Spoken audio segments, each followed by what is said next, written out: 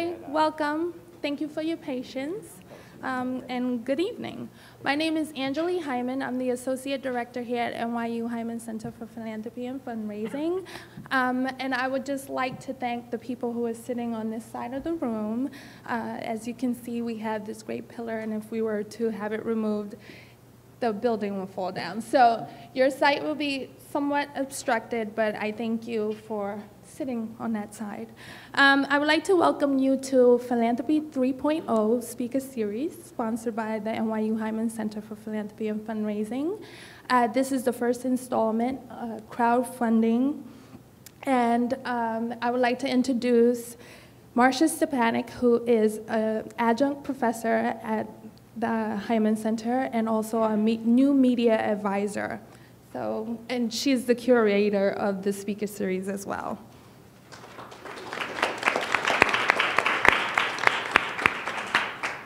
Thank you all for being here. And those in your assignment, should you choose to accept it, is if you can't see, at least tweet. And so all the information is up there, so tweet. I wanted to just talk a little bit about the rest of the series. Just let me give a quick commercial. We're deep diving into all the many ways that technology is reshaping the social good sector. And today it's crowdfunding. On March 6th, we're exploring the rising political clout of social networks, particularly with regard to women's causes. And then on April 10th, we'll be looking at the emergence of short-form cause videos and advocacy, how film makers are using multimedia, transmedia campaigns to get the word out and to reshape the way social change is committed.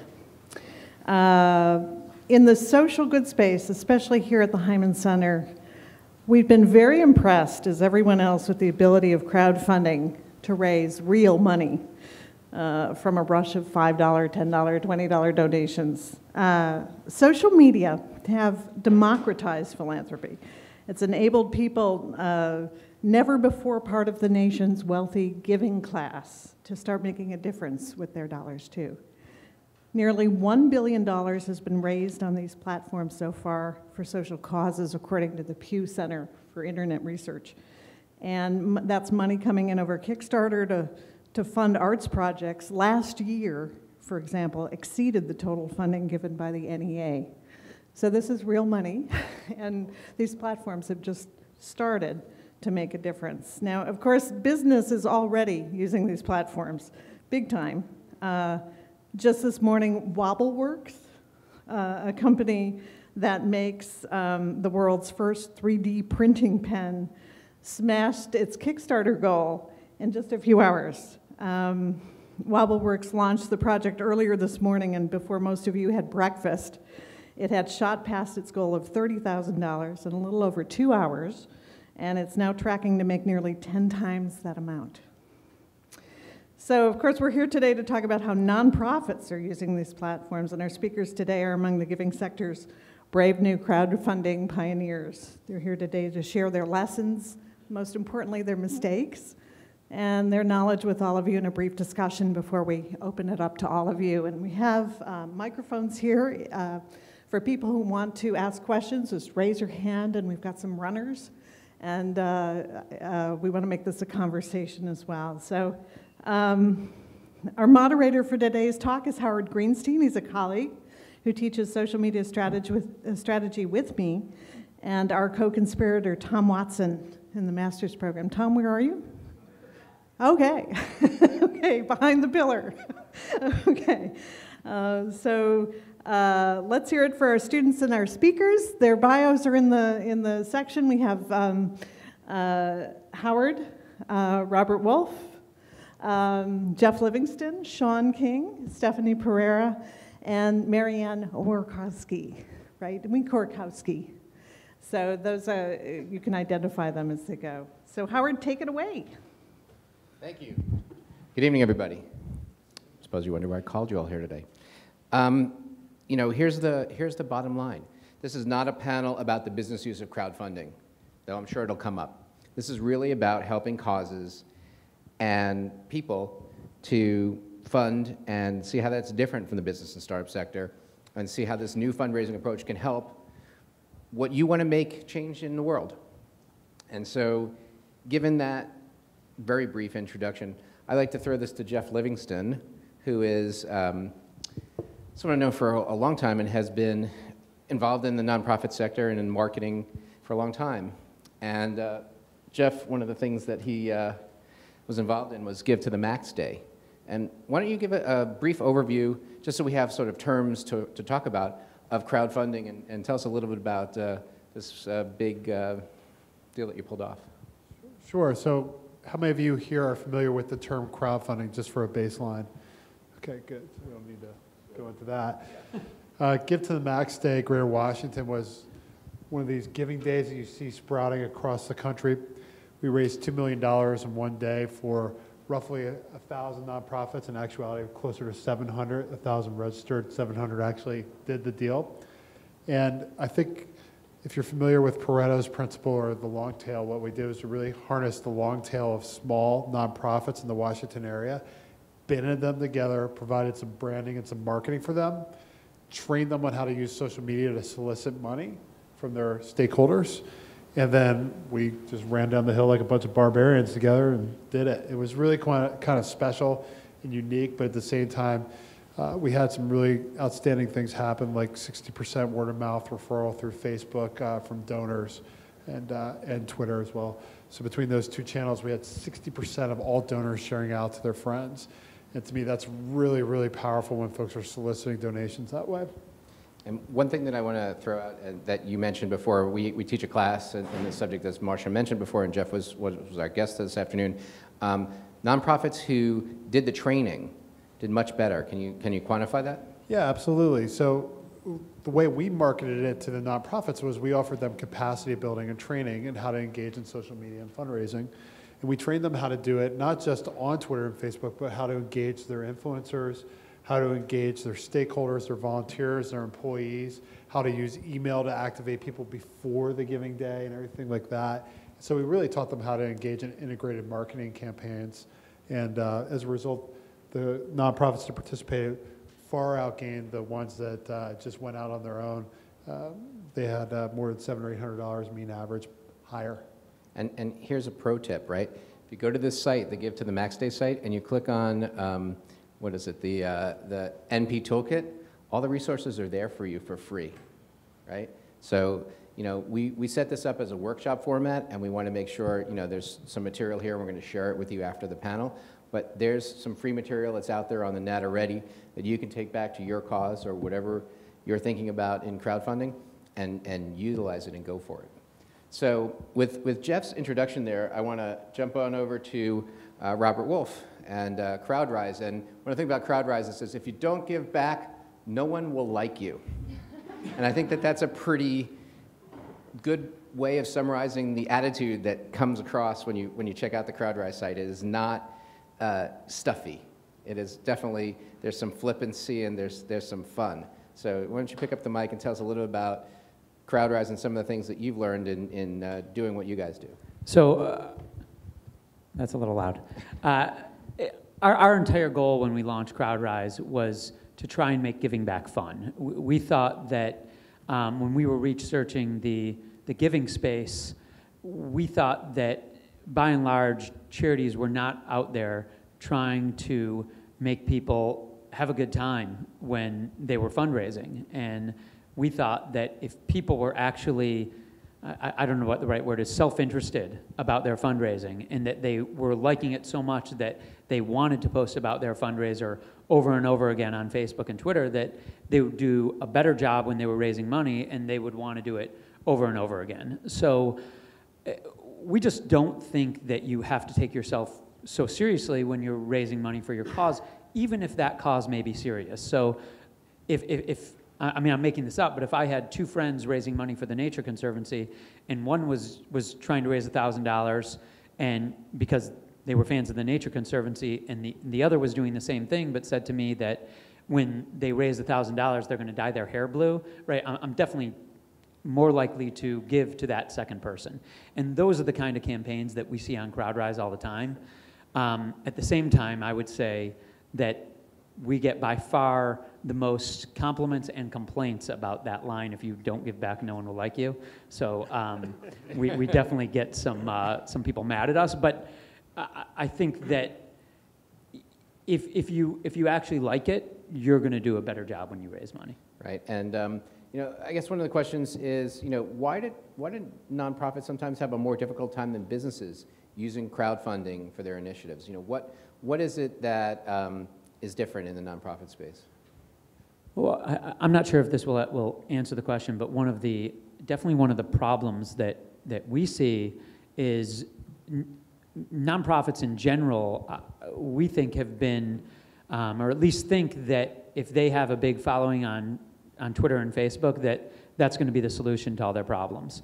And those tools are incredible for engagement and they're amazing for awareness, but relative to something like email, they just don't convert.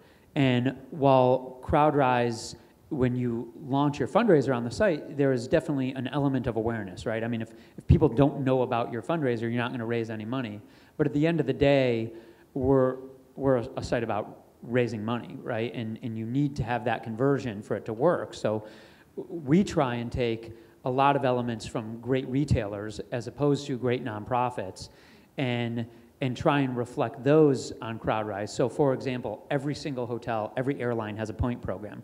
Why don't charities have a loyalty program, right? On CrowdRise we do. And every email you get from Nike or North Face has some kind of incentive, right? But by and large, most nonprofits aren't incentivizing people to participate. We try and take those retail-like elements and make them a part of the platform so people can fundraise more easily. Now I'll stop talking for a second. No, that's great. I mean, I think it's a good thing.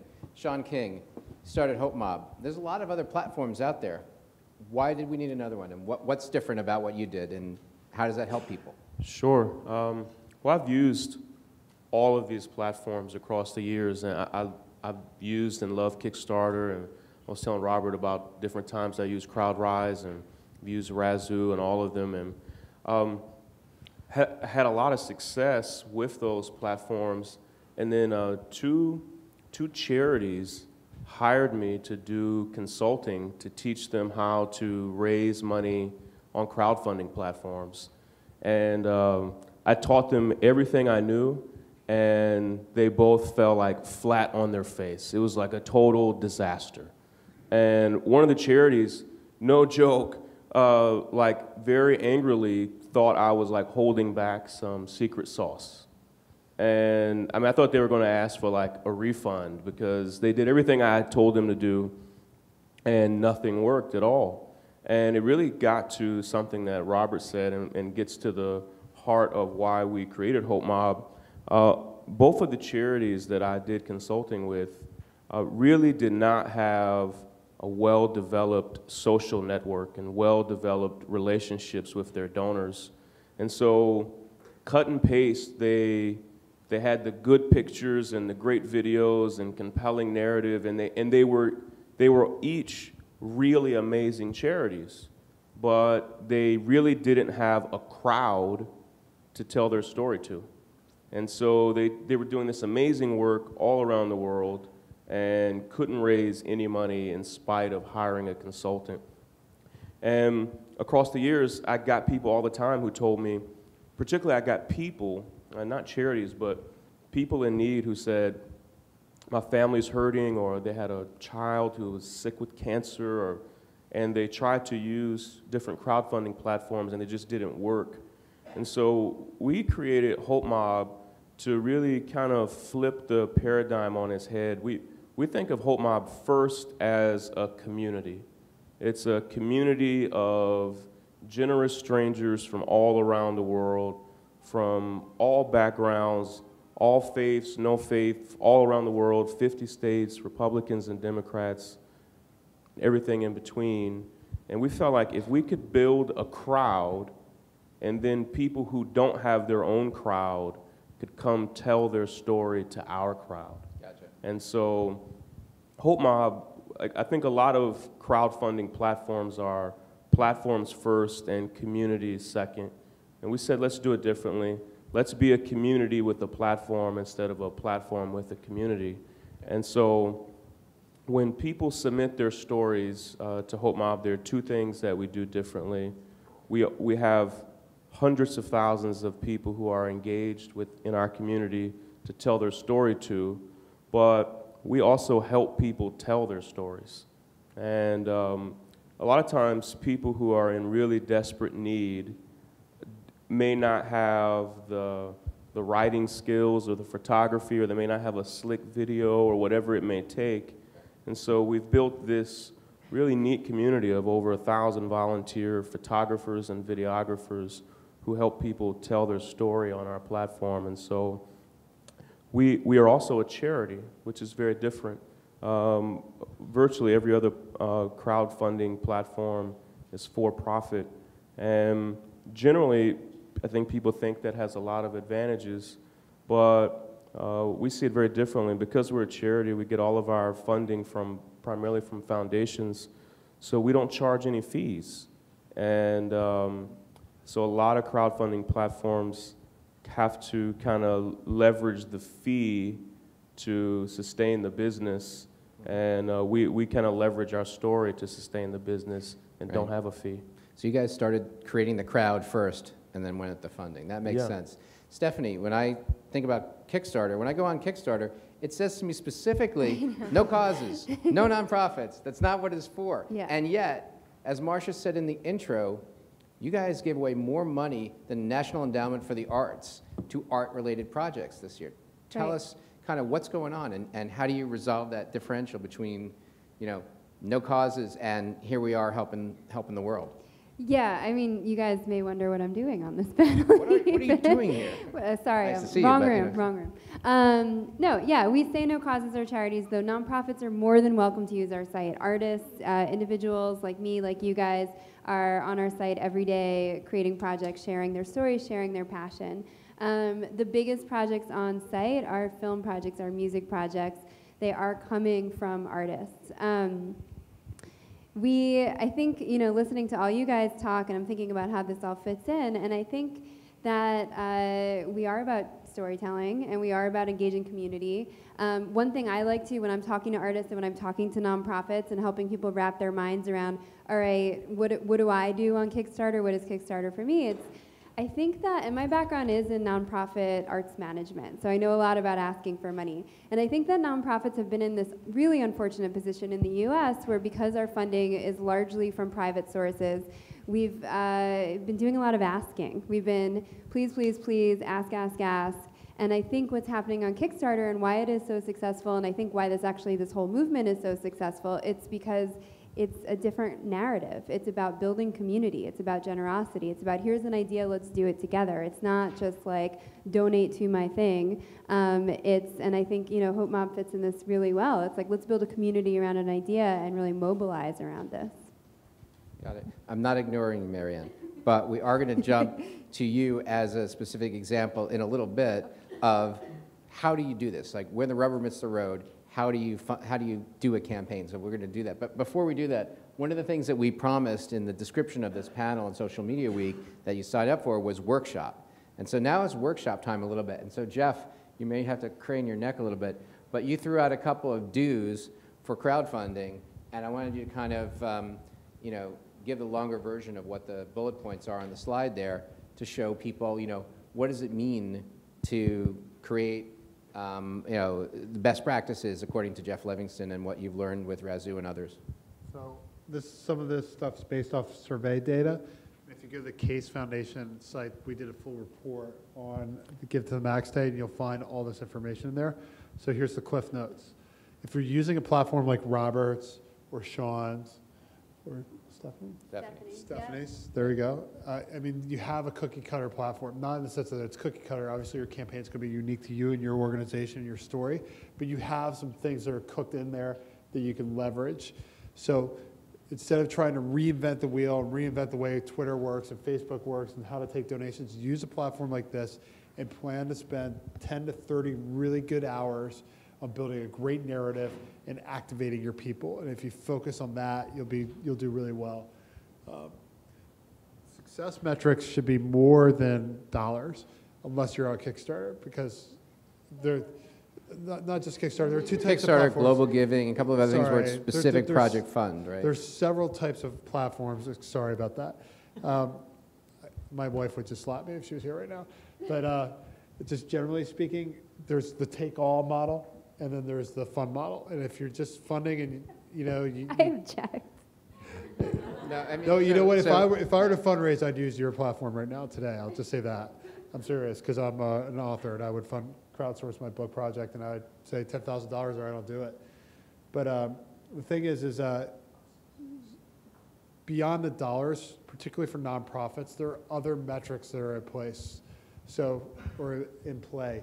For example, if you're activating your stakeholders and they tweet and they support you and they go out and they talk about you positively, then maybe that's a win for you.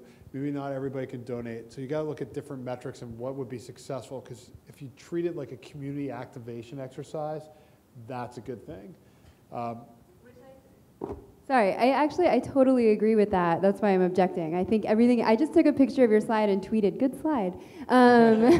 This is, when you see my to-do list, it'll match your to-do list totally. I think that whether you're trying to raise funds and it is an all or nothing model and you're saying to publish my book, I need minimum this amount of dollars, that's just one small goal of an overall Kickstarter project.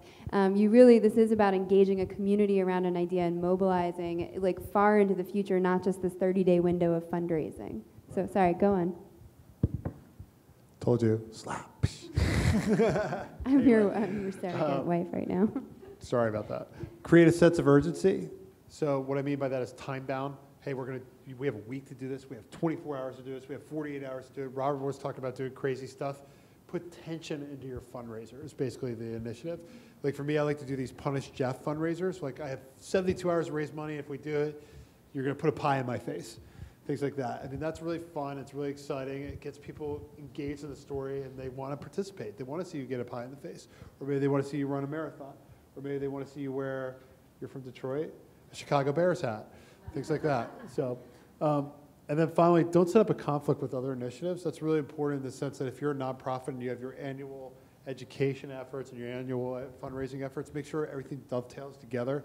You want this to be possibly an entry point for new members of your community. And then there's some don'ts, Jeff, that you can shorthand if you want to. Don't rely only on social media.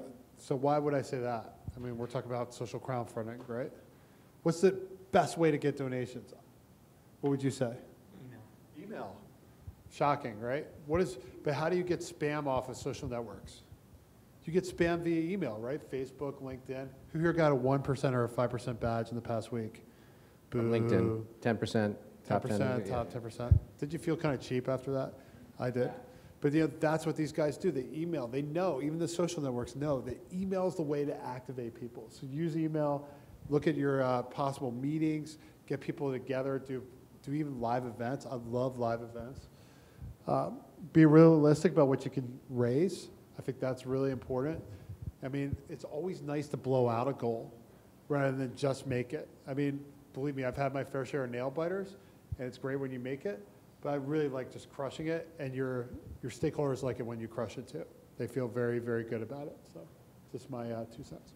All right, well, Sean, a couple of your dues overlap a little bit with Jeff's, but you have some different insights. So, why don't you throw out a little bit more on maybe one of your best points here or two of your best points here?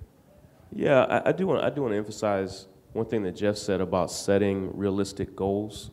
On our platform and on every platform all the time, we see people who, because their dreams and their hearts are so big, they set impossible goals, and they often never hit them.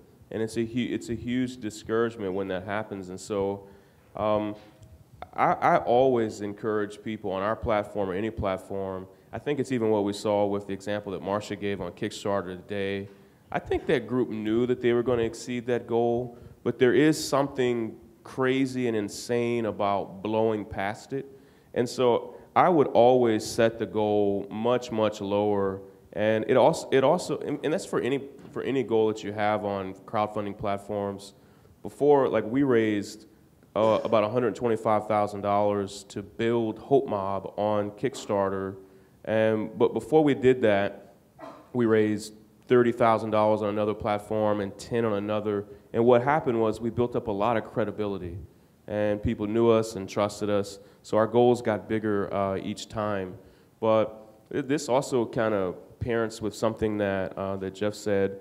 When he talked about really spending time building out your narrative, I would really encourage you, it's this top point up there, to really identify the strong writers and content creators on your team. A well-written story goes so far. A well-written story with amazing photographs really kicks butt. Then if you have one that's really well-written, with really amazing photographs, with a really phenomenal video or two, then each time you add this quality piece of content, the likelihood of your success gets better. And what if you also find a graphic designer who will really map out the campaign? And we did all those things when we had success on Kickstarter. And every person who did our video, our writing, our photographs, and our graphic design, they were all volunteers.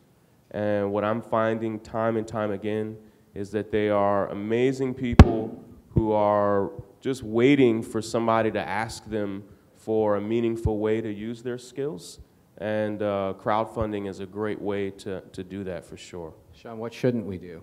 Well, I mean, there are a couple of things. You know, I find all the time that people publish their crowdfunding story way before they're ready.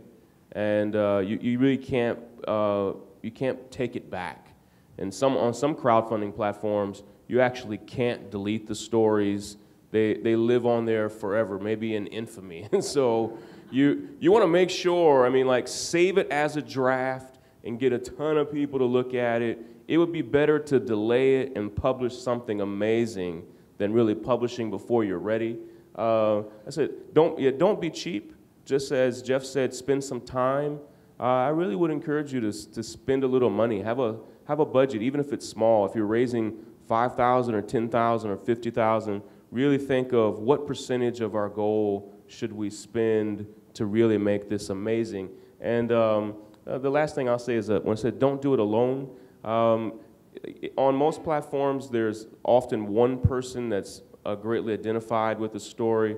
I would strongly advise you to build a team behind the story, and with each person that's fully committed to seeing that goal met, it's going to be that much more likely that you're gonna hit those goals. Right. Robert, you've got a couple of specific to-dos that, you know, again, similar, but there are some unique aspects that you brought to the table here. Glad you pulled them up so I don't have to remember them. So I think on CrowdRise, and I think most platforms, these are not $10,000 donors who are going to participate and engage with your campaign. They're people who are going to donate $10 or $25. And if your message isn't clear, they're going to move on.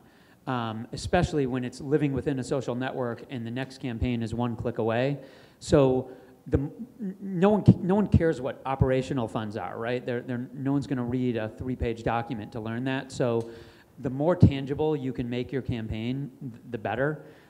We always use the $10 malaria net as an example, or the Robin Hood Foundation says, I'm going to have these numbers wrong, but something like $25 feeds 30 hungry New Yorkers. So if you can give someone the opportunity to really buy something, as opposed to almost contribute to something, it'll work better. The next piece is that no matter how great your message is, and I think you know, everyone has alluded to this, if you don't have a crowd of people to tell it to, it's not going to work, right? So you have to have a list. I think those two pieces are absolutely essential. And then beyond that, and we talked about this before, email works great, right? If you think about Facebook and Twitter, if you're following 1,000 people on Twitter, right, how many of those posts are you actually seeing and reading and paying attention to every day? Versus your email, right, you might delete emails, but you're going to see every subject line. And then if you can make it fun, right, if you can say, when I raise $1,000, I'm going to throw up a pie in Jeff's face, that works great, right? I mean, people want to participate, in activities that are fun. And then lastly, and I mentioned this before, and if you have the opportunity to use incentives to get people to participate, it definitely works great. I mean, I think Kickstarter, you guys, you have to have incentives, right? Right. So again, if you think about when you get an email from your favorite companies online, and actually it drives conversion, you buy something, they're probably incentivizing you in some way, and it should work for philanthropy the exact same way. And you have the don'ts, which are kind of the opposite of your do's pretty clearly, but are there a couple of things you want to, one or two that you want to elaborate on here? Yeah, I think, and again, many of these I think are repetitive, but in general, when you're sending an email, I think to Sean's point, I mean, content is, I mean, maybe you didn't say it exactly this way, but the content is so important, but you got to present it in a way that people will actually pay attention to it. So again, if you think about when Nike sends you an email, it is not a 3-page newsletter. It's a big giant image that takes you 1 second to understand what it is, and then maybe underneath that image there's some text that really explains it more deeply. It should work the exact same way for nonprofits. And then what tends to work well on CrowdRise, especially with young people, I think very rarely would you go and scroll through Facebook and find people posting about money that they donated, right? But you will often find people posting about what they're fundraising for, and because people like to own that narrative, right? I mean, it's people feel good about giving back in that way. So if you can turn your $25 donors into $250 fundraisers, right, then these things can get really crazy and become game changers for your organization. Right. Stephanie, for some reason I don't have a slide for you, but do you want to kick in, and then we're going to jump into Mary Ann's list because I think it's really important. But do you have a couple of points for people that maybe haven't been covered yet that they should think about from the Kickstarter perspective? Yeah, sure. I mean, I think they've been covered, which is cool. I think, this goes to show that there is a collective wisdom, that you can teach people how to do this. I think something that I did make a slide. Something I put on my slide that maybe hasn't totally been covered is really making sure that you're prepared, because while your project is live and if things are going well, it's going to be a lot of work. And I think you did talk about the amount of time you should put aside for each day, but really, and thinking about engaging a team of people. And I like to tell people, take off your fundraiser hat. Don't run this from a fundraiser perspective. Run it as a creative team of people who are engaging a community, and you're in dialogue with people. When you're sending out those personal emails, they should be personal. They should be speaking to someone. You should have someone in mind when you're creating and drafting them. This is where your great content creators come in mind.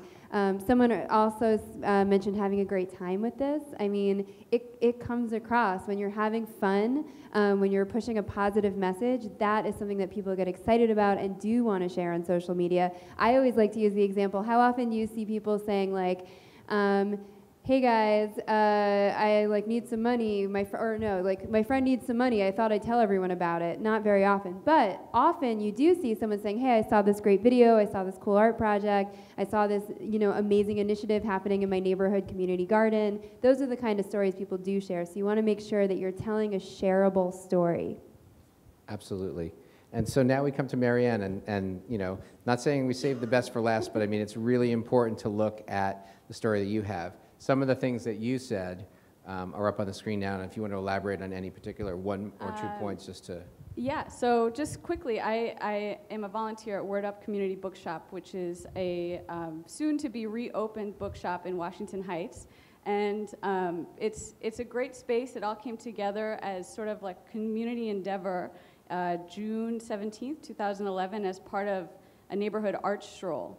The community demand was so strong that we ended up sticking around for 14 months until our rent was sort of like raised to this inconceivable amount. We shut down and we initiated crowdfunding with Indiegogo and raised over $60,000, so we will be reopening in 2013. And everything that everybody on this panel has said is so true. And we didn't have the benefit of going to this type of event, so take good notes. We did take some more traditional fundraising advice, And there's a lot of crossover, you know? And I think the biggest, most powerful thing is to form a great team of people who are devoted to your cause. Word Up is a community endeavor, so we sort of had the group in place, and we had the energy in place, and you know, we're all sort of fired up from having to shut down that we were really, really enthusiastic to get it moving again. And we definitely put a lot of work into the visual aspect of it. I actually put this together. So we were very whimsical about it. We kept it really light, really fun, and we also had the very huge benefit of having Juno Diaz on our side. He spoke at our 1-year anniversary, and he was kind and generous enough to put together this wonderful, like, couple-minute video, which really, like, turned the tide during the course of our campaign. Besides that, we created, as a team, just, like, some really, like, whimsical, fun videos of people in book costumes, like, running toward each other and hugging in front of various uptown bookshops, you know?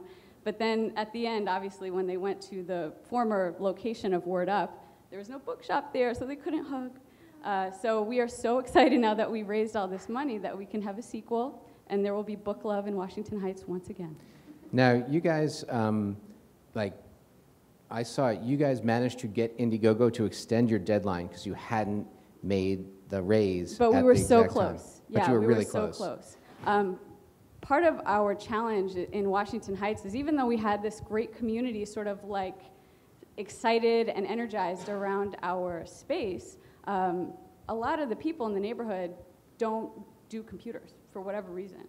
But it doesn't mean they don't read. It doesn't mean they don't want the bookstore. So we tailored our campaign to cast the widest net possible. We did a lot of in-person events, and I think personalizing is the second most important thing when you're doing this crowdfunding thing. So yes, we're in this like mega advanced age of social media, and it's all very, very good, and it will help you. Like, we did some really amazing stuff with the social media, but I think the thing that anchors it, that builds the community, is the person-to-person exchange. So we did a lot of like in-person sort of events. We showed our faces, you know, we got people around, and we actually like ended up raising a decent amount of money offline as well, from people who just don't do computers, or people who, you know, for whatever reason just aren't engaged in that way. One of the things in your campaign that I found interesting was that I think you had 8 people who donate $500 each for a gourmet meal cooked by a specific, you know, popular restaurateur up in the neighborhood where the bookstore is. Yeah, he's my friend Lester, and he ran a supper club. He's from the Dominican Republic and couldn't work here legally. I shouldn't even be telling you this, but can we erase that part of the video? Bleep that. So he's on the books now. It's all good. But he's this European-trained chef from the Dominican Republic. You all know, or maybe you don't, that Washington Heights is a very Dominican neighborhood. So he mashes it up, and he cooks great food. That's actually how we met.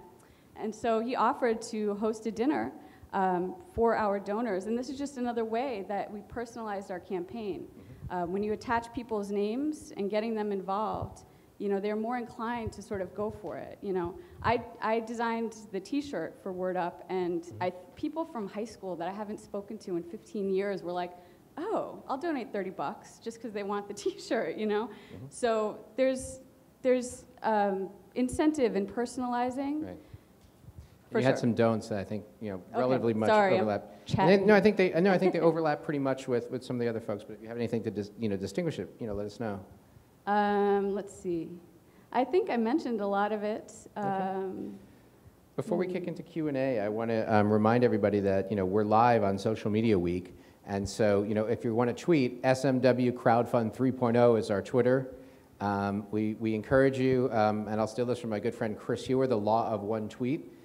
Which is, if you're here, if you found something of value, a nugget, 140 characters, share it out so somebody else who's not at this panel can learn something about what you learned tonight. And so I'm tweeting my missing slide. Sorry, and we will... No, it's good. This is a good Twitter moment. Yes, and when we put these out for the public consumption, we'll add that back in, and it's probably my oversight. But you know, now is the point where you, meaning you, get to be really interactive with us, and it's not an us versus you. We believe that the wisdom of the crowd is within the crowd. So you know, come crowd ask us, and we'll crowd answer as best we can. So Robert, we have some questions right there. Can you run the microphone to this lady here? Sure. And please say your name and where you're from. Sure. My name is Lorraine Goodman, and I currently work for Theater for a New Audience. I'm the grants manager. And actually, my question is for Stephanie. Is that right? Stephanie, yeah. So it's for all of you, but I guess my question is, we're a really traditional organization. And my guess is that the powers that be where I work would, you know, we've kind of, the director of development and I have talked occasionally about crowdsourcing, but we get a lot of pushback because we're concerned about how our traditional funders would react. I'm curious how you would respond to that. Yeah, this is a question I get a lot from nonprofits, particularly like, oh, my board won't be down with this. Yeah. I think that it's kind of, it's up to you to convince your board.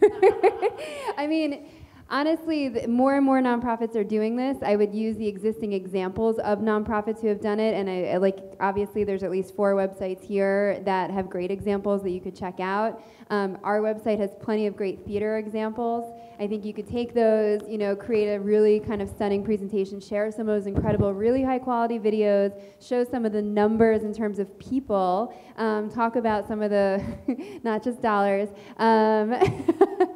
because I do think that that's huge. I mean, by saying like, hey, we ran this project, we raised a few $1,000s for this theater production. One of my favorite theater stories on Kickstarter is they raised $400 for the very fancy wigs for the production, you know, and they just chose a very small thing, something really easy and achievable, but they had 60 people participate in it. And I think that's amazing. That's an amazing story that you can tell. You could talk about how you're now engaged with those 60 people, how they all came to the show, how they all owned and felt like part of the play as it happened.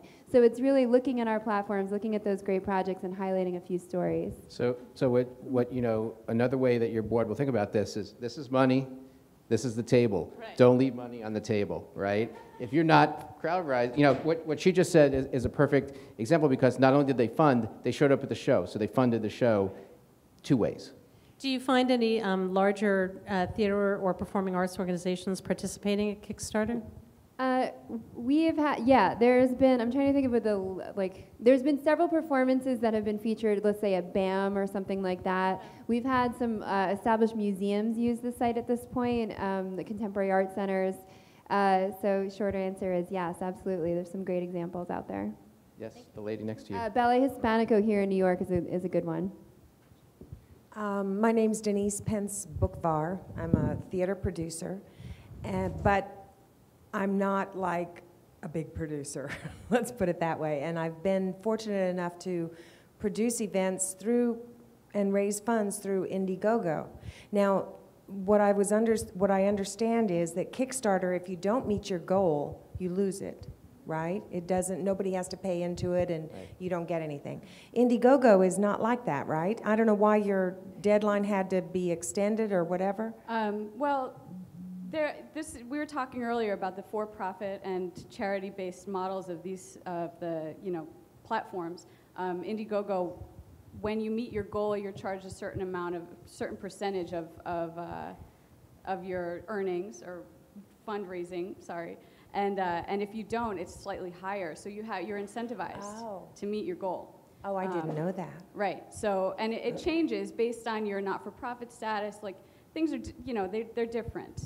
Well, I choose the kind of so Indiegogo offers 2 funding models, and one is like you're going to try to make a goal, and if not, you pay a higher fee, and the other one is all or nothing, all the way, and you have to make that goal. Indiegogo can be connected to a fiscal sponsor too, right? So you can get tax-deductible dollars donated? Yeah, and so can Kickstarter. It's just that all fiscal sponsors won't work with us because we use Amazon as our payments processor. So you need to find a fiscal sponsor that is willing to hook up their bank account to Amazon. There are a few definitely that do that. Usually the larger ones won't because it's just too much for them to manage. Okay. Thank you very much. The lady here in the front row in the black sweater, or jacket, sorry. I have have two questions. One, I think it's quick. Could you hold the mic closer to your mouth? Oh, Marianne, one of your last bullets, I think it said, don't use unexperienced fundraisers. Want to know what you meant by that? Oh, not so much like don't use inexperienced fundraisers per se, but the thing that strengthened, one thing that strengthened our campaign is that we had done, and somebody else mentioned it, we had done smaller fundraisers together before. Okay. So we knew we could work together. And I think when, especially if you're trying to raise a huge amount of money, or even, you know, just a substantial amount of money for your organization, if it's a big push, I think it's only going to work out for you to have people working together who have a proven track record. Yeah. Just seriously, your team determines how well you keep it together, because it can get stressful. And I guess my other question, my perspective is more from fundraising for not-for-profits for children-based organizations. Can you talk about anyone on accountability? I know I've heard percentages before that a certain percentage of Kickstarter things don't actually come to fruition. And for fundraisers, you have to have, and I'm not pointing Kickstarter, in any accountability. Like in terms of, you know, we're not doing a fiscal report. How do we know that the money is going towards what it was promised to do? Sean and Jeff. Especially when it's doing for not-for-profit. Well, one of the things, it's a great question, and one of the things that we do on the Hope Mob platform is we give people the option of having their story verified, and we send people through this optional verification process, which is pretty rigorous. And if you have a verified story on our platform, you cannot receive a check. For instance, we had a family whose daughter needed a hearing aid. And I didn't know this, but most health insurance in our country doesn't cover hearing aids. And instead of sending that family a $6,000 check for her hearing aids, we bought the actual hearing aids. And then we reported that back to the donors, which is a really exciting thing. And so it kind of got to what some of us have said, and we gave people the opportunity to buy. So everybody that donated basically bought a percentage of that hearing aid. And so, you know, there are ways to track the stories on different platforms, but some of that also gets to making sure that you're giving to charities that you trust and charities that you have personal relationships with. And so that's one of the things that we try to do is for people who don't have that covering of a charity that they know, we try to be able to report these stories back to the donors. Jeff? I actually think this is one of the bigger dangers of crowdfunding, because usually when people donate, it's not because of the cause, it's because of the appeal. And usually that's coming from a friend or somebody that they trust.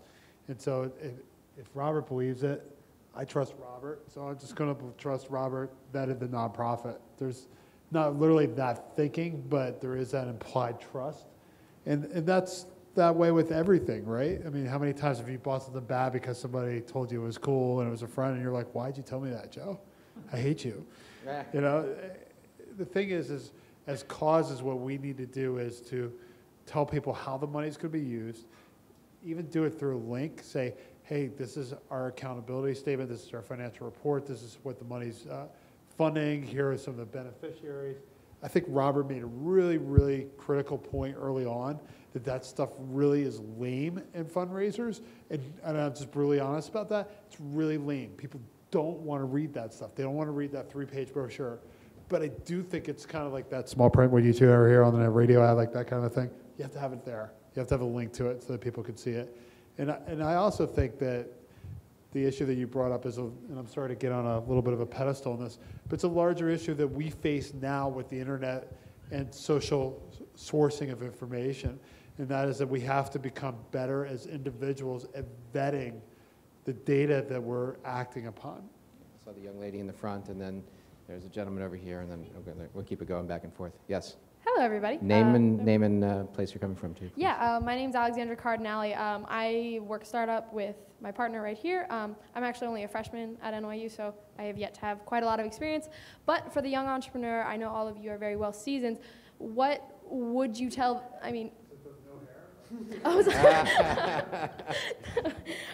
but what? Don't get thrown. Keep going. What would you tell kind of the young entrepreneur that you wish you would have known in retrospect? Kind of some of the biggest mistakes, some of things you wish you would have changed that would have made you more productive. Yeah. Thank I mean, you. Robert- For, Robert- yeah, for everybody. Robert, before Robert started CrowdRise, he was entrepreneur with Moose Jaw. So why don't you pass on some entrepreneurial wisdom? I would say the best advice is to definitely not listen to me. But beyond that, with us, I think what we struggled with both at Moose Jaw, which was the company I started prior to CrowdRise, and at CrowdRise is when do you go from being a startup where everything is complete, total chaos, and you're sort of going from solving one crisis to the next, to being a real company where you actually have to have systems in place and be more long-term thinking, which requires typically a lot of time and money, right? So then how do you get that time and money, right? Do you go out and raise money or do you put more money in yourself? So for us at both of the companies that we started, that was always really difficult. So so Moose Jaw, we sell like North Face and Patagonia and brands like that. And if this was several years ago, but if you called Moose Jaw at 3 a.m, it was literally me picking up the phone in my bed and with a Visa machine and a computer next to me, entering your order, right? And then when we got a little bigger, it was my brother, was line 2, and then my sister, right? I mean, these are real stories. So I think that has always been a struggle for us. Is when are we a real company? And I'm not sure if we're quite there yet at CrowdRise, but we're getting close. Anybody else want to jump in on the entrepreneurial advice? Yeah, I mean, I sold one company, and then another company I started still in existence, and I got out profitably, but it wasn't necessarily the most successful venture. So I think, like, based on those experiences, first of all, if you start a company, the number one goal you have to have in your mind is, I'm just going to survive my first year. I mean, obviously you want to do better than that, but both times I started the companies, after year 1, I realized what I had done wrong and basically restarted the companies or reinvented the models based on those experiences and how all the pieces work together. And that being said, you just have to have a lot of grit and fortitude, because you're going to have a lot of obstacles. You're going to have people telling you, like your family members, even some of them, you can't do this. You won't succeed. Are you crazy? You're not going to make any money. You're going to be sleeping on the street. I mean, just people saying that, and they're speaking their own fear. Yeah, you got to just stick to it. That being said, you got to know when to fail too. And sometimes, in the first company, I had to kill off an advertising line because it wasn't selling, and I was having angry customers, so I just killed it off and refunded some money and focused on what we were good at. And in the second case, the company wasn't going to scale. It just wasn't going to scale, so it was time to leave. You have to know when it's done. Yeah, I would just say the best way to learn about entrepreneurship is to be an entrepreneur. And you can read the books and go to the workshops. I find, by and large, entrepreneurs are terrible teachers about entrepreneurship. And the best way to learn on how to be an entrepreneur is to start something. And doesn't mean you can't have mentors and role models and all that while you started, but all of us here have started things that have succeeded and failed, and we've learned really invaluable, just priceless lessons because of it. But people wait, I think, way too long to start something that's on their heart and in their mind to do. And I just want to tell you that you guys probably have everything you need to start the things that are in your mind to start now. And it doesn't matter what stage of life you're in, you'll always have the feeling that you are missing something, that you don't have enough money, you don't have enough time. So if you're waiting for this moment where you have more money and more time, you never have more time than you have now. Like when I was in college, I was like, wow, only if I have more time. Then 4 years later, I was married, and 10 years later, I now have 5 kids. Now I wish I was in college. Use your time. I'd be remiss if I didn't throw out 2 resources. One, I write a startup column for Inc. magazine, so feel free to read that and take any advice that may be useful, because I interview a lot of entrepreneurs. The second thing is NYU has entrepreneurship clubs since you're a student, and they also have a venture fund. And I forget the guy's Frank, I forget Frank's last name, but he has an office on 12th and Broadway. Go talk to him. He has money to fund student startups. Find him. Google. It's your friend. Go for it. There's a gentleman over there who had a question. Thank you. My name is Paul Mondesir. I'm with the Oliver Scholars Program. We are a small nonprofit here in the city. We work to place high-achieving Black and Latino kids into the prep schools, independent schools here in both day schools here in the city and boarding schools. That makes us, technically we are an educational youth development organization. It makes us an organization that works in a niche within a niche within a niche within a niche. People want to talk about education, they're going to talk about public education first and work their way down. So my question, I guess the best way to put it, we've been working very, very hard over the course of the past year to put together content for what will be a significant fundraising push over the course of the next year, year and a half really. And my job is the communication. So I'm kind of asking the question that, from your various perspectives, when you're talking about niche marketing in this case, because we don't, I've got kids that I can feature. I've got young people that I can feature both in the program and alums who have done incredible things. Please bear with me for the long setup. So we've got the evidence, but to be able to convert evidence into the compelling storyline that's going to get somebody to take action via social media, we're not sexy. It's not like we're fundraising for Sandy relief or recovery. So what's your ask? So, meaning the ask that what's your ask for the panelists? Because I'm not sure that they know that. Right. So my ask to the panelists is really about trying.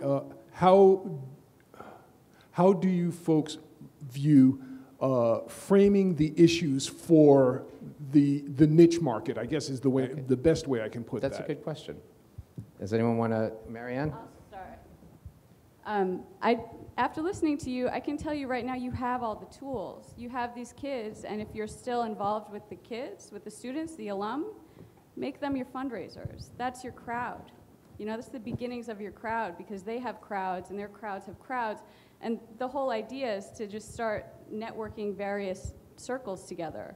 So while you may not think your campaign is so sexy, the stories of these kids appeal to their communities in various ways, just as, Word Up sort of appealed to its community because of the things it brought to it. So, the stories, the things that your alum are doing, your former students are doing, they're having impact somewhere, somehow.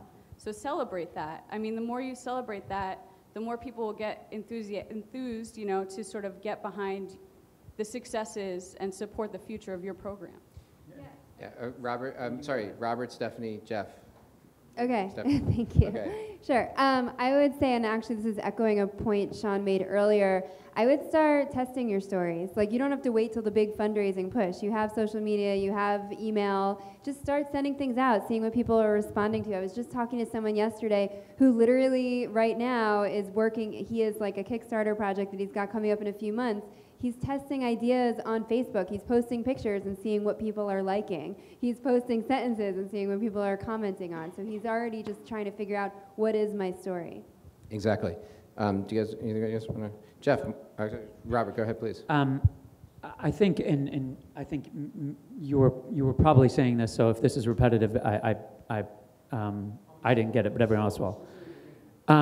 So I think, so Stand Up to Cancer, right? They use CrowdRise, and if Stand Up to Cancer sent an email to their list and I'm making these numbers up, right? If they got 1% conversion, they're going to be psyched. But if I was fundraising for Stand Up to Cancer and emailed my friends and didn't get 50% conversion, right? They don't like me that much. So I think that if you have if it's not you messaging to your supporters asking them to donate, but if it's your supporters creating their own fundraisers, asking their friends to donate, right, then that campaign will work. And I think, do you have any volunteers that work for your organization? Okay, so we have this, we have this concept we call it sponsored volunteerism, right? And in our mind, it's why is it that someone who's running the New York Marathon can be such an incredible fundraiser, but a kid going and volunteering for the Nature Conservancy in the Gulf, why isn't that kid getting their volunteerism sponsored the exact same way that a marathoner does. So we've, this is sort of I don't know, I guess a novel concept, but we've worked with a few organizations on it. One being a great nonprofit in New York called iMentor, right, which has, so iMentor embraced this sponsored volunteerism concept, and I think they just started their 2013 campaign a couple days ago, but last year they raised something like 80 grand in just a few weeks, and it was all incremental, right? This was something that they hadn't even planned on doing. We allow no sneezing during the presentation, by the way. And I think their volunteers, not only did it work, but they were psyched about it, right? I mean, this was an example of a campaign that they were so proud of being able to contribute to their organization in that way that they posted about it like crazy. And I think that concept would work. Right. Jeff, author of several marketing books, so I mean, you should, without pimping it out for him, Marketing in the Round, good book to read for what you're talking about. Well, so you were talking about kids and not having a sexy story compared to Sandy. Two of the bigger fundraisers from Give to the Max Day, one was the Corcoran Gallery of Art. They had $50-some thousand, and the other one was the Washington Nationals Dream Foundation, which raises money for inner city kids and baseball. $30,000, and the Nationals, by the way, had never raised more than $2,000 before in a fundraiser before that event. Both of them really, really did strong stories featuring visual media, one a video, the other one an incredible photograph of children benefiting from their programs. Who here is a parent? Put your hand up. I mean, you got kids. I know you talk about them all the time. Put your hand up. Yeah, okay? But that's, every single parent is a target for you. Every single parent is a possible donor for you. That is the most compelling story any parent could hear. Is a great story about a child benefiting from a charity. I think you have an incredible story to tell. So the gentleman in the gray sweatshirt in the back, and then the gentleman with the scarf would be next. Maybe go around the side there, pass it back to him. Hi, my name is Gene. I'm the founder of an app called Charity Miles. I'm also the founder of Team Fox, which is the grassroots fundraising arm of the Michael J. Fox Foundation. And for Team Fox, we have like our own crowdfunding platform run by Convio. And we've used Kintera and Blackbaud and a lot of the other charities I work with. Some of them are on CrowdRise. Some of them use some combination of Convio, Blackbaud. So from the nonprofit's perspective, what do you see are the advantages or disadvantages of having your own Convio, Blackbaud versus a CrowdRise? Great question. And then on the other side, for like the for-profit, what are like Indiegogo or Kickstarter type stuff, when people are doing basically like pre-sales of a product, what would be like the advantages or disadvantages of doing that on an Indiegogo Kickstarter versus, say, just doing a pre-sale on Shopify? Okay, so why don't we answer the first part first, which was the question on Convio, Blackbaud with kind of being owned by the nonprofit versus CrowdRise, or something along that line, which is going to be a different model. And you want to talk about that? Yeah, first I'll say, and Sean and I were talking about it earlier, he had to leave to catch a flight, but I think that the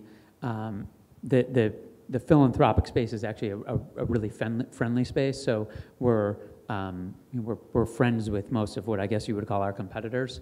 I think using a Blackbaud or a Convio solution is great, but you're buying software and in the business of managing that yourself. And I think that most nonprofits are started by people who are not great fundraisers. They started the nonprofit because they were passionate about their cause.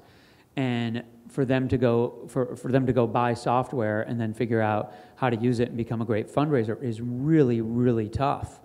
And then more importantly, you got to keep up with it, right? So you are then in the development business instead of in the business of or software development. Software development business, versus right? development. Yeah, exactly. Versus raising money for your cause and changing the world. So I think it's analogous to, you're going to build your own social network, or are you going to use Facebook or Twitter, right? And I think that whether it was CrowdRise or Active.com or First Giving or Kickstarter or Indiegogo, I would always outsource. I mean, even at CrowdRise, we are right now dumping the product that we built to show pictures, for example, and run contests, and using Pinterest. We're literally in the middle of these are products that we built ourselves, and we just can't keep up. It's just not as good. So we're dumping it and sending people to Pinterest for all that stuff. I could go on, but I think that's probably good enough.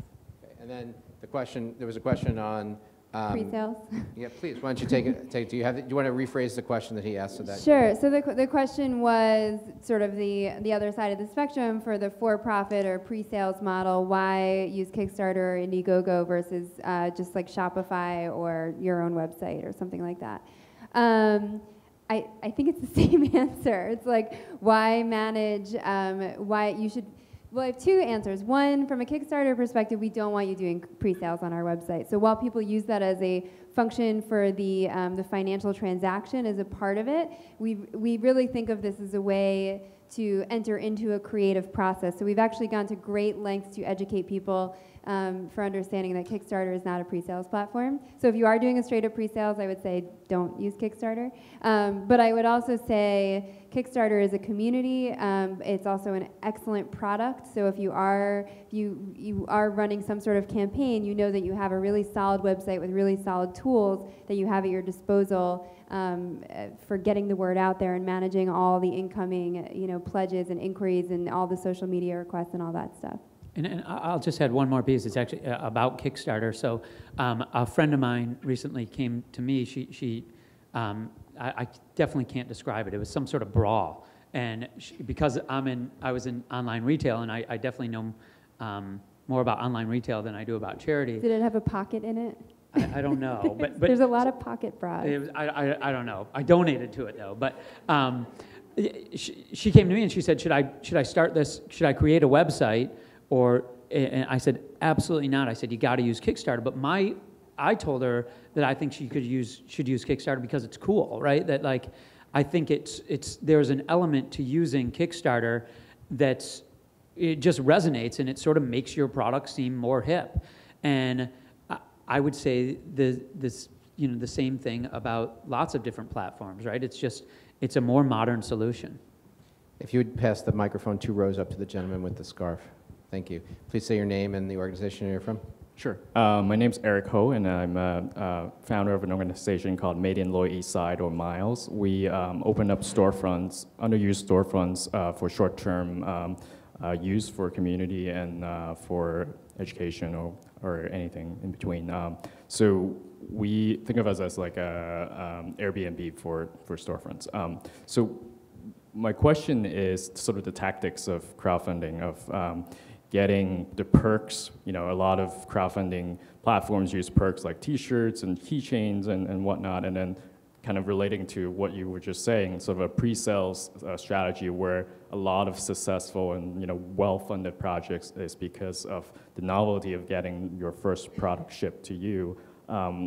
We just want to open that up to see what you guys think in terms of those kinds of strategies or any other strategies that you think are successful. I would love to take this first, if you don't mind. This is actually my soapbox moment. When I'm talking to nonprofits and I'm talking to artists, i.e. anyone who has a lot of ideas and not a lot of resources, I always advise be very, very careful when you're structuring your rewards not to invest too much time and energy and cash into creating swag. T-shirts, bumper stickers, keychains, all of that stuff. And what you are offering in exchange for people's pledges should be relevant to your mission and to your overall goals of your project. The goal of your project is not just about raising X amount of cash, it's about building an audience and engaging a community. So you want to structure rewards that are going to be rewarding to everyone. So instead of offering a T-shirt, unless you have like a really awesome, like you have a killer designer and you know you're going to make a beautiful T-shirt and it's going to be about pride and a memento, I would say, I'll add too that we already had the T-shirts, so. Even better. So unless you have a closet full of T-shirts that you're trying to get rid of, or you have a great design, I would say instead think about how can you, let's say maybe you have a community of visual artists, maybe you're commissioning an original artwork and you're doing an exhibition and people get like an original print from that exhibition, or you're thinking about creative experiences. I tell filmmakers this all the time. Premiere your film to your backers, right? Like instead of making a movie poster, which no one will ever hang on their wall, think about what sort of exciting experience you can do with your community. Yeah. I'm sorry, before Robert. Because it relates so closely, having just finished our campaign January 1st, we are in the midst of fulfilling our campaign promises. And so I would absolutely tag on to everything Stephanie said, and also add something I should have added earlier, was to do the math. Like, think about the postage. Postage is expensive. We had like 750 or 760 online donors. You know, a stamp for that many people, and then if you're putting together packages of more advanced perks, you really need to do the math in that regard, because it'll chop a bunch right off your donations. I would just, in terms of experiential prizes versus buying something, not only do they typically work better, they cost you less, and they brand your organization while you're promoting them. So the Boston Marathon uses CrowdRise for their fundraising, and without question, when they're doing an incentive that's raise $1,000 and you'll be signed up to get VIP seats at the finish line for your family, that for sure works better than win an iPad, right? And then the other piece to it is that because the incentives work so incredibly well, yet many organizations don't have the access to prizes, we've gone the step of actually having prizes for the community to leverage. So if you go to CrowdRise, there'll be something there. I mean, we try and make them really stupid, but it's right now I know one of them that's on there is donate some amount of money and you'll be signed up to win an iPad and a fork or something like that. Now, for real, more people are messaging about the fork than the iPad because it's notable and fun. But so we've gone the route of, okay, if you don't have these assets, we're gonna buy them so that you can leverage them. Right. Jeff, did you have something? The gentleman in the front row here, please. Say your name and where you're from. Hi, I'm Philip Dever-Demetriad. I work for Freshfields, Bruckhouse, and Derringer. It's a law Closer. firm. Closer to the mouth. Right. Can't hear you. Get that a lot, sorry. I work for Freshfields, Bruckhouse, and Derringer, which is a law firm. And my question treads more on the ideas of longevity and loyalty. You look at startups that have given some great advice for entrepreneurs, but how do you grow it in those next steps? How do you move from just starting something up to facing the larger issue that faces a lot of social media, which is longevity and saturation? And how do you combat that? And what tools do you have to really promote not just a campaign after campaign after campaign, but build real brand loyalty?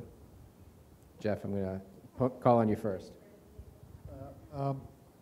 Well, I think the issue really is about relationships and what sustains relationships over time. Because I don't really look at social media as something that's unique. It's really about people. And, I've been married for 8 years, and I've known my wife for 16 years, and I've been dating her for 10 years. And all I can tell you is you have to keep watering the garden, no matter what. And, flowers bloom when there's water and there's food, and they die when there's nothing there. And so you constantly have to always invest. Like my wife and I still go on dates. We have to go on dates. I'm sure you guys do the same thing, Yeah. You have to do it. You have to do it. Same thing with your social media community. I'm not telling you to take them on a date, but I am telling you to give them stuff that's valuable. And value doesn't mean having to send them junk. I mean, it means like sharing good information, sharing stories, maybe even highlighting organizations that are similar to yours. I mean, I cannot stand how many companies and nonprofits out there refuse to share anything that their sister organizations or companies are doing, as if stakeholders, meaning people like you and me, are ignorant of the fact that there might be, just maybe, somebody else that might be doing something similar. I mean, God forbid. It's like almost like they want to insult us by that. Share valuable information. Share what other great people are doing in the sector. Keep it going. Keep the conversation. Ask them questions, that kind of thing. Just keep watering the garden. There's a cause marketing guy named Scott Henderson, who's really an interesting guy. Scotty Hendo on Twitter. And Scott sends out a newsletter every month. And the content of his newsletter is 95%, here's what everybody else in the sector that I know is doing. And it's all kudos. It's like 95% of the content is, this is what Jeff's doing this month. This is what Howard's doing this month. This is what, and like 5% is, hey, I'm up to this, thanks. And so he's getting a he's building a huge mailing list because everybody shares hey, look, I made it Scotty's newsletter, right? So just really smart tactic. Robert, you saw someone that I can't see maybe behind the column, so please grab whoever you think is the right person. Thank you. Hi there, my name is Nicole Carroll, and I'm an entrepreneur thinking about doing something in this arena. And my question is, what percentage of your own personal money did you put into your companies, and kind of how did you dovetail into, and when did you decide to go after additional funding? Like, how much skin in the game? Both of my companies were privately funded by me, and in the second case, our partners. And in both cases, I never went public and never saw funding. And the reason why is because I like equity. I love equity, and I don't like people telling me what to do. But that being said, we were just chatting informally, and I was also talking with Tom. I have a novel that I will probably self-publish this September, and I'm self-publishing because I've published 3 times, and long story short, I just believe this is the better path. I will probably crowdfund my book tour and basically invest by city on where people fund it. I mean, if they fund the travel and the venue, great, then I'll go, and if they don't, awesome, I won't. And I'm going to use Kickstarter because it's literally going to be, hey, you fund this and I'll show, or I'm not coming. And I really think that it's going to be exciting and fun. To me, the issue with funding is really about equity and whether or not you're willing to bring in people that are going to control your organization a little bit. Robert, do you want to? Yeah. My answer, I think it's the same. We started, both Moose Jaw and CrowdRise, we started with our own money and eventually got investors in both, private investors in both companies. Okay. There's a gentleman with his hand up in the back there. Hi, my name is Joe Gonzalez. I'm the founder of a small nonprofit called The Project Solution, and we actually, our model is based almost entirely on the concept of crowdfunding, where we use 100% of donors' money to pull together and form donation teams to fund small infrastructure projects in countries all over the world. So my question is from anyone really, is to get a sense of, we use a lot of social media tools to try to get the word out as well, but when or have you experienced sort of overload where, as someone who uses social media a lot, sometimes it becomes too bombarding, where you're like, enough, I'm getting a tweet, I'm getting an email, I'm getting a Facebook message, and it sometimes can be too much. So do you have any experience of when it becomes like annoying versus just right, Marianne. Having experienced this, you really have, there's a limit. And all we did, we sort of tried, we met every single week, a big team of us, probably about 15 to 20 people every week, who were working on the project in various ways. Some people were really uncomfortable fundraising, but they contributed in other ways. But the people who were tweeting, who were social media guru type folks, they were out there, boots on the ground, and they used intuition. I mean, it sounds so trite, and I'm sorry, but but when people stop liking your posts or stop responding to you, that you've sort of hit a limit. And toward the end of the campaign, we noticed that some people, there were only 2, but it really broke our hearts, decided to sign off on our newsletter. They unsubscribed, and we were heartbroken, but it's going to happen, and just watch it, keep your eyes peeled. Yeah, and I think that you want to create content that people are going to actually want more of, right? So my guess is that if you're getting, 25 junk emails a day, right, and you're deleting all those, there's probably another 5 that you're opening that you're actually interested in and maybe even want more, right? So Funny or Die, I don't know if everyone's familiar with Funny or Die, they send 1 email a week. I wish they sent more, right? And there's something called the Bleacher Report, right? I sign up for as many teams as I can because the content is great. So I think as long as you're creating content that people are interested in, then you can keep sending it. And to your point, you should never fly blindly on the internet, right? I mean, if you're getting unsubscribes, then you should be sending less emails, right? Or posting less frequently. And I would add too that this is where the time-bound campaign is really critical. Like, hey, for the next week, we will be fundraising. And then on Saturday, it will be over. And it's really important to pre-communicate that and to communicate that through the process, because I think your community will tolerate it if they know it's going to end at a certain point. Right. I was involved in a cause marketing campaign last year at South by Southwest relating to Nokia, and it was like 5 days, and I had a tweet with the Nokia phone relating to trees in Austin. There was a huge forest fire last year in Austin, and a whole bunch of trees burned down, and they said for every tweet and every retweet, we were going to plant more trees, and my Twitter stream just looked like a forest at some point. And one of my friends was like, enough already. Enough with the trees. You don't have to win this contest. And he was right. You know, absolutely. Look at your metrics. You have an analytics dashboard. If you don't, you should. When it starts dropping off, you're doing too much. You know, Robert, you saw somebody. Please go grab him, because I can't see all the way over there. Sorry. Hi. Hi. I think this is probably... Name? Sorry. Sorry. My name is Rachel Honig. I am doing a personal crowdfunding project not related to an institution. I lost my house in Sandy, and I actually saw a FEMA guy walk by. I didn't trip him, but what I'm doing is I'm fundraising so that if I can raise a certain amount, I'm going to donate the house to somebody who lost their house. So I'm trying to make good out of it, so it's not money to me. But I guess my question is to any of you, and Jeff, who seems like you're doing this for a novel, right? The book's not Cure for Cancer or something. Is there a difference in how you're going about it for a personal enterprise versus my neighborhood bookshop or my theater or a school? Fair question. That's a great question. I think, so for me, the answer is no.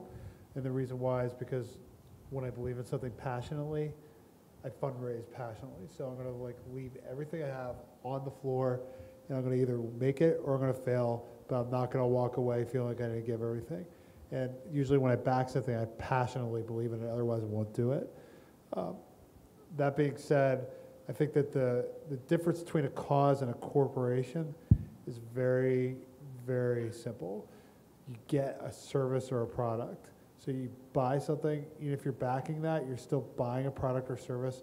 You put the money down, it's a transaction. When you back a cause, there's usually either you really care about the cause or there's somebody that you know it's touched by it. It is an emotional transaction.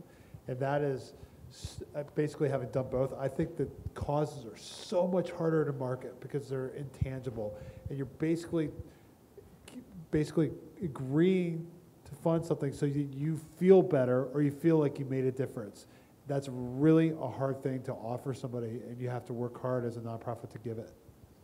Yeah, it's an interesting question because I think that the strongest projects that we see on Kickstarter are the personal ones, and it's because it is easier to tell a personal story than to tell the story of a business or an organization.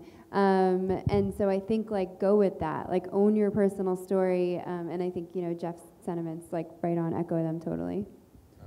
I think one of the differences is that at CrowdRise we try and really have this join the team mentality and functionality, right? And my guess is that when Jeff starts his Kickstarter campaign, I don't think this functionality exists on Kickstarter, but if it did, my guess is very few random people are going to join Jeff's team and help him fundraise for his book. But my guess is that if you launched a fundraiser in a social network that enabled that kind of functionality, that random people are going to join your team and ask their own friends and family to help because it's for a cause and not for you personally. Did you have? Yeah, just briefly. We raised a little over $60,000, but one really quick sort of comparison I can tell you about is there's a man in my neighborhood who recently passed away. He had this really serious cancer, but we all loved him. He was just a neighborhood hero, one of these guys that's everywhere and doing things, and he had this great t-shirt company, and he was just amazing. When he was initially diagnosed, he asked people to donate a little bit of money so he could pay his rent, or I don't even know what. But the guy raised in like 10 days $40,000. So I mean, it's just because people loved him. So if you can generate that sort of love, excitement, support, empathy around, you know, and it sounds like you clearly can because of the circumstances of the situation, you know, tap into that, like get into that emotional space. There's a blog called Philanthrogeek, and there's an article that was written by Gene Russell, it was a couple weeks ago, and it's about how giving makes people happy with some scientific backing to it, and helps create meaning and understanding in their lives, and helps them understand why they're doing things and what makes them happy. So, you know, read some of that stuff and you may be able to tap into some of that. It's a little bit higher level than sort of the practical experience, but it's an interesting thing to share around. Jean Russell, Russell, and she's at Thrivable. Oh, geez, I should know this. My alma mater, Nurture Girl on Twitter. Georgetown just put out a study too a year ago on the same thing, emotional triggers and the endorphins that are triggered when you donate. So there's a lot. Right. It's something like doing drugs, really. That's what I read. It was like doing, like equivalent to doing coke, which I Dopamine makes you feel happy. Yeah, same. That was a horrible example, but that's actually what I read. I got that from a nonprofit newsletter. Do you know that from personal experience? Got it from a nonprofit newsletter. We're going to have to edit the video again. Okay. Name and place you're coming from. Hi, I'm Emily. I work for Goodwill of New York and New Jersey. I'm in the fundraising department. And we're very new to online fundraising.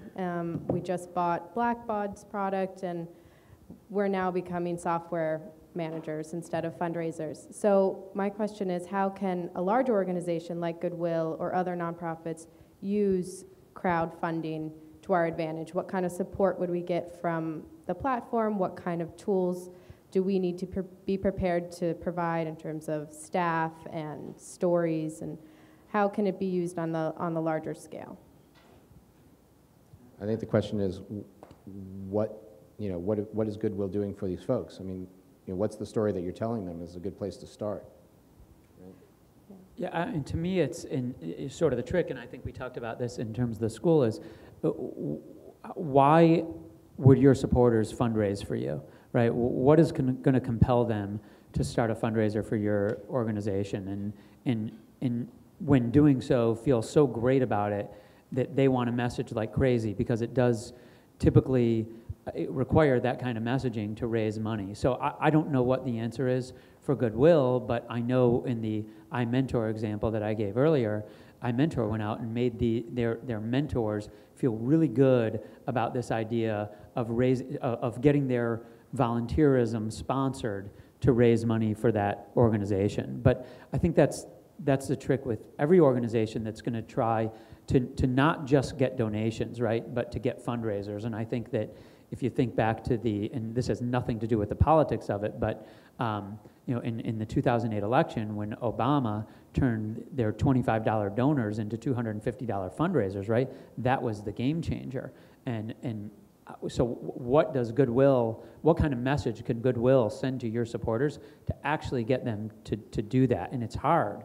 But if you can get them to do it, it'll work, and you can raise a lot of money. Stephanie? Yeah, I would also say, in terms of like staff and infrastructure and resources that you want to put into this thing, the advice I always give nonprofits, especially larger ones that tend to have siloed departments, you really want to think of this as a cross-organization initiative. So you want people from your communications team, from your fundraising team, people who are thinking about community engagement and how you are engaging individuals, to get around a table and think really creatively how you're creating little stories and mini campaigns, and how each of these sort of initiatives becomes like a program unto itself, even if it's small. You don't want this just run by like 3 people sitting in a corner. You want this like sort of total ownership perspective. Great advice, guys. We have time for 1 or 2 more questions. Are there people, I couldn't see, there's a young lady here. Just want to make sure I didn't miss anybody from this part of the room. Sorry, facing my back to you. Hi, my name's Irene. I work for Easter Seals New York. I do marketing and PR for them. And we have a very broad and often complicated mission statement. We basically provide disability and special needs services, but our definition of special needs is incredibly broad, anywhere from financial to intellectual to developmental. How can I simplify our message and kind of let our supporters own our mission statement and fundraise for us? Because a lot of times our donors only understand one specific program and they don't realize that we have a holistic approach at looking at things. Our students probably could tell you that we just made them do this exercise in class. You guys? Just from my perspective, I think you actually gave the answer, is that they understand one part of it or one program. And so this isn't the organization, this is individual fundraisers. Let them fundraise about what they're passionate about. And if you try to do too much with them, you're just going to blow them out. And one thing I've definitely noticed with social media generally and crowdsourcing, if you give people too many choices, they're not going to do anything. Just make it as simple as possible. Right. Is there any other questions in the back? Okay, so one of the takeaways that we have here for the panel is this great takeaway slide about being realistic and setting your fundraising goals. This is great because we thought of this before you heard all this stuff, but we've said almost everything here on the slide. Build your networks before the events. Don't rely on online alone. Set up your success metrics for the campaign. Make sure you know your platform. Tell a great story with great design and great graphics, and we've seen examples of that here. Be willing to devote some serious staff time and team up with those people who have some experience. And with that, I want to really thank my panelists, and please give them a round of applause for all the great work that they've done tonight.